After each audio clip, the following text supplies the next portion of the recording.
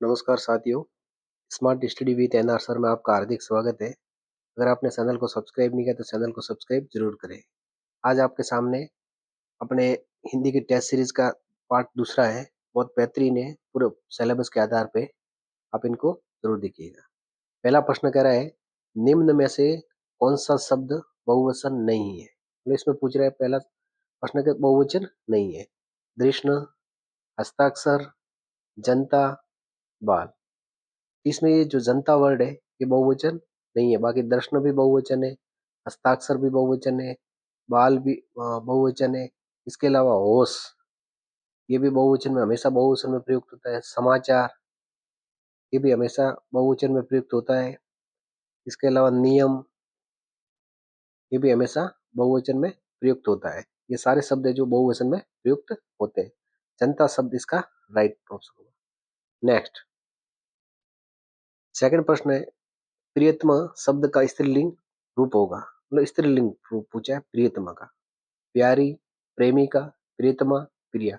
ये तो सीधा सा है, इसका हो जाएगा प्रियतमा। क्या हो जाएगा? प्रियतमा। नेक्स्ट, अगला तीसरा प्रश्न है, इत्यादि का संधि विच्छेद होगा। अपने को संधि विच्छेद निकालना। इत धन आदि, इति धन आदि, इत्य धन आदि, इन या इनमें से कोई नहीं। तो इत का हो जाएगा इति धन आदि, धन आदि। कौन सी संधि हो जाएगी? यण संधि। कौन सी संधि? यण संधि। तो ऑप्शन नंबर सेकंड इसका राइट हो जाएगा। नेक्स्ट, अगला क्वेश्चन है चौथा, शीला तभी नाचेगी जब उसे पूरे पैसे मिले। इस वाक्य में रेखांकित शब्द, रेखांकित शब्द कौन सा है? तभी। तभी के अंदर रचना हुई है, तब प्लस भी, तब प्लस ही, तब प्लस ई, तब प्लस ई। तो जो तभी है इसकी रचना हुई है तब धन ही। ऑप्शन नंबर सेकंड इसका राइट हो जाएगा। नेक्स्ट, पांचवा प्रश्न है, काफी अच्छा प्रश्न है, राष्ट्रपति शब्द में कौन सा समास है? तत्पुरुष समास, कर्मधारय समास, बहुव्रीहि समास, द्वंद्व समास। तो इसमें राष्ट्रपति, राष्ट्रपति का इसका अपन करेंगे समास विग्रह करेंगे तो हो जाएगा राष्ट्र का पति। राष्ट्र का पति। तो जो तत्पुरुष समाज है, तत्पुरुष के अंदर भी हो जाएगा संबंध तत्पुरुष। संबंध तत्पुरुष कौन सा हो जाएगा? संबंध तत्पुरुष समास। संबंध तत्पुरुष समास, इसके अंदर राइट हो जाएगा तत्पुरुष समास। क्या राइट हो जाएगा? तत्पुरुष समास। नेक्स्ट, छठा प्रश्न है, किस शब्द में को उपसर्ग नहीं लगा हुआ है। मतलब इसमें कौन सा है? कुशल, कुसुम, कुलीन, कुचाल। तो इसमें कुशल है, इसमें अपन संधि इसका टुकड़े नहीं कर सकते, ये पूर्ण शब्द है। कुसुम भी पूर्ण शब्द है, कुसुम का मतलब। और कुलीन, ये भी पूर्ण शब्द है। कुचाल मतलब जिसकी खराब है चाल, रहन सहन उसका क्या है? चाल चलन कैसी है? खराब है। कुचाल, इसमें मूल शब्द हो जाएगा चाल और कु हो जाएगा इसका उपसर्ग। तो इसमें हो जाएगा ऑप्शन नंबर 4 राइट। सातवां प्रश्न, लुटेरा शब्द में कौन सा प्रत्यय है? कौन सा प्रत्यय लगा हुआ है? लुट धन एरा, लुट धन एरा, लुट धन एरा, लुट धन एरा। तो इसमें कौन सा हो जाएगा? इसमें क्या देखने लायक है कि इसमें अपन करेंगे संधि, इसका टुकड़े करेंगे तो ये लू है, ये छोटा हो जाएगा और हो जाएगा लुट धन एरा। लुट धन एरा। जब इकट्ठा शब्द में लिखेंगे तो ये लू बड़ा हो जाता है, हो जाता है लुटेरा। तो ऑप्शन नंबर पहला इसका राइट है। नेक्स्ट, आठवां प्रश्न है, किस क्रम में संज्ञा का सही उल्लेख नहीं है? संज्ञा का सही उल्लेख नहीं है। दूरी भाववाचक संज्ञा, नजदीकियां जातिवाचक संज्ञा, गिरोह जातिवाचक संज्ञा, माधुर्य व्यक्तिवाचक संज्ञा। तो सबसे पहले दूरी, तो ये शब्द बनाए दूर धन ई से, तो दूरी तो भाववाचक संज्ञा राइट है ये तो। नजदीकियां, नजदीक धन या, तो ये भी राइट है।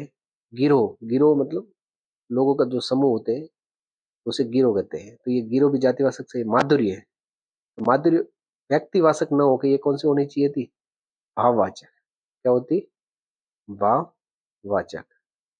और इसके टुकड़े कैसे करेंगे अपन? टुकड़े करेंगे माधुर्य के मधुर, मधुर धन य, मधुर धन ये से माधुर्य बना है। मधुर धन यह प्रत्यय लगा तो इससे क्या बना? माधुर्य। और इसमें हो जाएगा भावासक संज्ञा। कौन सी हो जाएगी? भावासक संज्ञा। तो चौथा इसका राइट है। नेक्स्ट 9वां प्रश्न है, कौन सा शब्द भावासक संज्ञा के अंतर्गत रखा जाएगा? मोहन, नदी, हरियाली, अयोध्या। इसमें आपको पता है मोहन आएगा, किसी व्यक्ति विशेष का नाम है, इसमें हो जाएगा व्यक्तिवाचक। क्या हो जाएगा? व्यक्तिवाचक संज्ञा। नदी, नदियों का समूह है तो इसमें हो जाएगी जातिवाचक। क्या हो जाएगी? जातिवाचक संज्ञा। फिर अयोध्या, ये भी स्थान विशेष का नाम है तो ये भी हो जाएगा व्यक्तिवाचक। इसमें ये हरियाली शब्द है, ये हो जाएगा भाववाचक। ऑप्शन नंबर थर्ड इसका राइट है। नेक्स्ट 10वां प्रश्न है, यह किस सर्वनाम का उदाहरण है? यह मतलब ये जो वर्ड दे रखा है ये किस सर्वनाम का उदाहरण है? निजवाचक का, निश्चयवाचक का, अनिश्चयवाचक का, संबंधवाचक का? ये सीधा बात है कि यह मेरा घर है, ये मेरा घर है, मतलब यहाँ नीचे हो रहा है। क्या हो रहा है? नीचे, तो निश्चयवाचक सर्वनाम का उदाहरण है। नेक्स्ट 11वां प्रश्न है, निम्न में से कौन सा शब्द विशेषण है? शीतलता, सच्चा, नम्रता, नम्रता या मिठास? तो कौन सा शब्द विशेषण है? इसमें शीतल दंता हो गया तो ये हो गया भाववाचक, भावासक संज्ञा है शीतलता में। सच्चा, नम्रता, नम्र धनता, ये भी भावासक संज्ञा हो गई। और मिठास, ये भी भावासक हो जाएगी, मीठा धन आस, मीठा धन आस, ये भी भावासक संज्ञा होगी। इसमें होगा सच्चा, सच्चा आदमी, सच्चा व्यक्ति, तो इसमें हो जाएगा सच्चा विशेषण शब्द है। 12वां क्वेश्चन से, सीता गीता से पत्र लिखवाती है। सीता है वो गीता से क्या लिखवाती है? पत्र लिखवाती है। इसमें क्रिया है, पूर्वकालिक क्रिया, प्रेरणार्थक क्रिया, तात्कालिक क्रिया, नाम धातु क्रिया। तो किसी से अपन काम करवाते हैं, कर्ता अगर किसी और से काम करवाते हैं उसमें होती है प्रेरणार्थक क्रिया, प्रेरणार्थक क्रिया। तो इसमें ऑप्शन नंबर 2 राइट हो जाएगा। नेक्स्ट 13वां प्रश्न है, बेटा पाठ पढ़कर खेलो, वाक्य में क्रिया है, वाक्य में क्रिया है। क्रिया के बाद में तुरंत क्रिया, आक्रमक क्रिया, सक्रमक क्रिया, पूर्वकालिक क्रिया या इनमें से कोई नहीं। तो ना तो इसमें आक्रमक है ना सक्रमक, इसमें है पूर्वकालिक क्रिया। कोई क्रिया करके तुरंत दूसरी क्रिया करना तो हो जाती है पूर्वकालिक क्रिया। Option number third. अगला क्वेश्चन है, नंद किशोर आज आएगा, नंद किशोर आज आएगा, इसमें क्रिया विशेषण है। तो मैंने आपको बताया था कि जब ऐसा प्रश्न आए तो कालवाचक हो तब आपको प्रश्न करना है कब का, किसका करना है? कब का। स्थानवाचक हो तब आपको प्रश्न करना है कहाँ का, किसका करना है? कहाँ का। परिमाणवाचक हो, परिणामवाचक तो आपको करना है कितना का। और रीतिवाचक हो तब आपको प्रश्न करना है कैसे का। तो सबसे पहले देखते हैं नंद किशोर कैसे आएगा। आंसर नहीं मिल रहा, इसका मतलब रीतिवाचक नहीं होगा। फिर देखिएगा नंद किशोर कितना आएगा, इसका आंसर नहीं मिल रहा है तो ये भी नहीं होगा। नंद किशोर कहाँ आएगा, इसका भी आंसर नहीं हो रहा है। नंद किशोर कब आएगा, इसका मतलब आंसर मिल रहा है, तो कालवाचक क्रिया विशेषण। फर्स्ट ऑप्शन इसका राइट है। नेक्स्ट 15वां क्वेश्चन से, रवि ने कल आगरा में ताजमहल देखा। तो कल है मतलब कल शब्द क्या है? संज्ञा है, भावासक संज्ञा है, सक्रामक क्रिया है या अव्यय है? ये निश्चित तौर पे ये इसमें हो जाएगा अव्यय। क्या हो जाएगा? अव्यय। नेक्स्ट 16वां क्वेश्चन से, रमेश जयपुर से दिल्ली जा रहा है, इस वाक्य में कारक है। बहुत बेहतरीन क्वेश्चन है। तो संबंध कारक, अपादान कारक, करण कारक या संप्रदान कारक? तो इसमें दिल्ली जयपुर से क्या हो रहा है? पृथक हो रहा है। पृथक यानी अलग हो रहा है। क्या हो रहा है? अलग। और अलग होता है तब क्या होता है? अलग के लिए अपादान कारक। कौन सा हो जाएगा? अपादान कारक। नेक्स्ट, किस क्रमांक के सभी शब्द स्त्रीलिंग में प्रयुक्त होते हैं? कोयल, मछली, खटमल। तो मैंने आपको बताया था अच्छा अच्छी का, अच्छा अच्छी का, अच्छा अच्छी का। इसमें देखो इधर अच्छी मछली, इसका मतलब ये स्त्रीलिंग है। अच्छा खटमल, ये पुल्लिंग हो गया। अच्छा कोयल, अच्छी कोयल, ये स्त्रीलिंग, तो इसमें ये खटमल आ गया अच्छा, इसका मतलब पहला ऑप्शन नहीं है। अच्छा बटेर, अच्छी लोमड़ी, अच्छा गीदड़, तो ये भी नहीं होगा। अच्छी गिलहरी, अच्छी पक्षी, अच्छी मक्खी, ये भी नहीं होगा। इसका मतलब ऑप्शन नंबर सील, मैना, छिपकली ये हमेशा सदैव किसमें रहते हैं? स्त्रीलिंग में। ऑप्शन नंबर सेकंड राइट है। नेक्स्ट 18वां क्वेश्चन, निम्न में से कौन सा शब्द सदैव एक वचन में प्रयुक्त नहीं होता है? प्रयुक्त नहीं होता है। जनता, आग, होश, वर्षा। तो मैंने आपको थोड़ी देर पहले ही बताया था, होश शब्द ये हमेशा बहुवचन होता है। क्या होता है? बहुवचन। होश हो गए, दर्शन हो गए, हस्ताक्षर हो गए, नियम, समाचार, ये सारे शब्द होते हैं जो सदैव बहुवचन में प्रयुक्त होते हैं। तो ऑप्शन नंबर थर्ड इसका राइट हो जाएगा, होश इसका राइट आंसर होगा। नेक्स्ट 19वां प्रश्न है, किस क्रम के संज्ञा सदैव क्रम में होगा? क्रम, किस क्रम के संज्ञा शब्द सदैव एक वचन में प्रयुक्त होता है? मतलब कौन से? घी, भीड़, समाचार, एक वचन में। लोग, नियम, आकाश, चांदी, मिठास, बचपन, आज, वर्षा, प्राण। तो इसके अंदर देखो समाचार आ गया। समाचार मैंने आपको बोला कि हमेशा ही बहुवचन में होगा। ये समाचार आने के कारण ये पहला ऑप्शन गलत हो जाता है।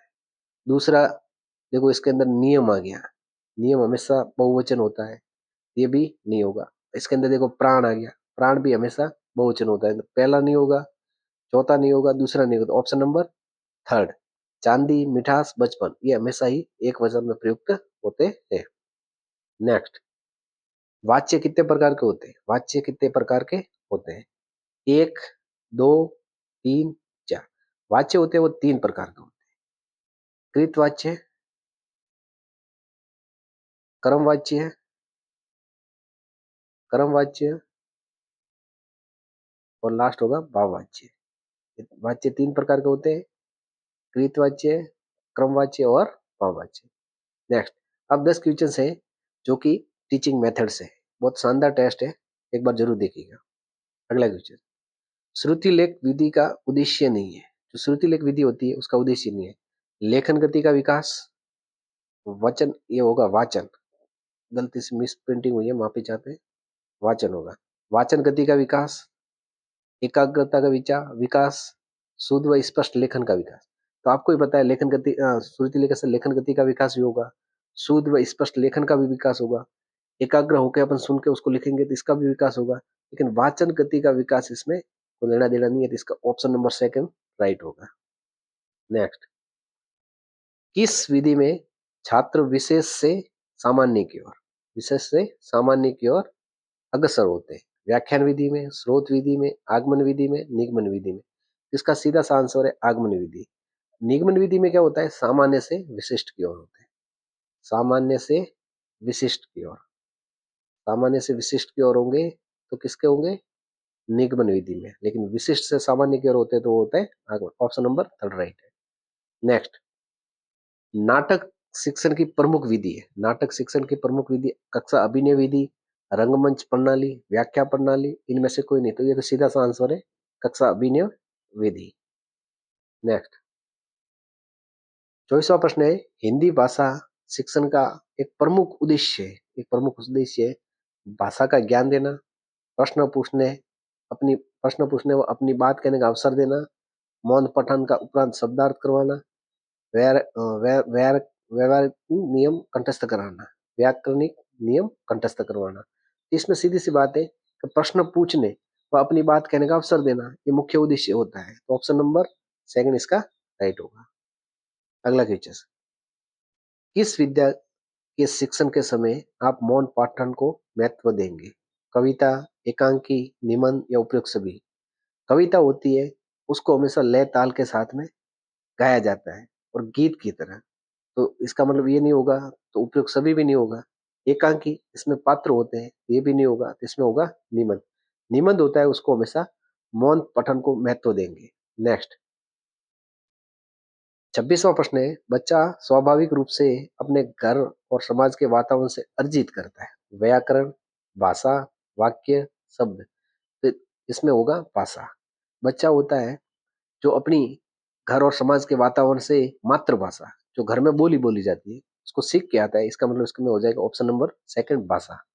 नेक्स्ट, भाषाई कौशल का सही क्रम है, कब नहीं, क्रम है, सुनना, बोलना, लिखना, पढ़ना। सुनना, पढ़ना, लिखना, बोलना। सुनना, बोलना, पढ़ना, लिखना। ये पढ़ना होगा, पढ़ना नहीं है, पढ़ना। पढ़ना, लिखना, पढ़ना, बोलना, सुनना, लिखना। तो इसका होता है LSRW, सुनना, बोलना, पढ़ना, लिखना। तीसरा ऑप्शन इसका राइट हो जाएगा। नेक्स्ट 28वां क्वेश्चन है, लिखना एक है, एक अनिवार्य कुशलता जिसे जल्दी प्राप्त किया जाता है। एक तरह की बातचीत, ये एक तरह का यांत्रिक प्रक्रिया, एक बेहद जटिल प्रक्रिया। ये हो जाएगी, एक तरह की बातचीत होती है, लिखना होता है वो क्या होती है, एक तरह की बातचीत। नेक्स्ट और सेकंड लास्ट क्वेश्चन, भाषा शिक्षण का लक्ष्य है अध्ययन अध्यापन का विकास, मानवीय संवेदना का विकास, भाषा की समझ और अभिव्यक्ति का विकास, अर्थोपार्जन एवं यश प्राप्त करना। तो इसमें सीधा सा आंसर है ऑप्शन नंबर थर्ड, भाषा की समझ और अभिव्यक्ति का विकास। आज का लास्ट टेस्ट सीरीज का लास्ट क्वेश्चन है, मूल्यांकन एक प्रक्रिया है। इस प्रश्न का जवाब आप कमेंट बॉक्स में दीजिएगा। इसका जवाब आप कमेंट बॉक्स में दीजिएगा। अगर आपको वीडियो अच्छा लगे तो चैनल को सब्सक्राइब करना, वीडियो को लाइक एंड शेयर जरूर करना। कल अपन एक और टेस्ट सीरीज के साथ में मिलते हैं, तब तक के लिए जय हिंद, जय भारत।